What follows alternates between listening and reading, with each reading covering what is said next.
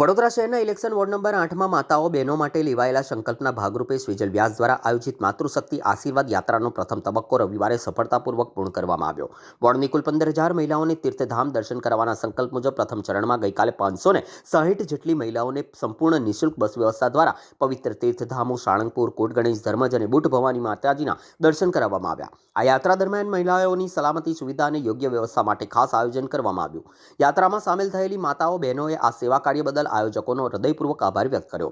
આ પ્રસંગે જણાવાયું કે બાકી રહેલી 14,500 મહિલાઓને ઉત્તરાયણ પછી તબક્કાવાર તીર્થધામના દર્શન કરવામાં આવશે, જેથી વોર્ડની દરેક માતૃશક્તિને આ પવિત્ર યાત્રાનો લાભ મળી રહે।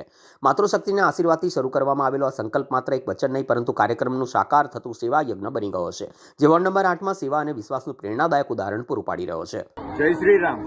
આજે રવિવાર નિમિત્તે વોર્ડ નંબર 8 કોર્પોરેશનનો સુભાનપુરા, ગોરવા અને તમામ વિસ્તારમાંથી 10થી વધારે બસમાં માતાઓને માતૃશક્તિ આશીર્વાદ યાત્રાના ઉદ્દેશ સાથે આજે સાળંગપુર અને કોટ ગણેશ દર્શનાર્થે લાવ્યા છે। હજુ આવનાર સમયમાં 15,000થી પણ વધારે મહિલાઓને, અમારા વોર્ડ નંબર 8ની મહિલાઓને દર્શનાર્થે લાવવાના છે। સંપૂર્ણ આયોજન સ્વિજલ વ્યાસ, મારી અને સંપૂર્ણ અમારી ટીમ છે હર હર મહાદેવ, એના દ્વારા આયોજન થઈ રહ્યું છે।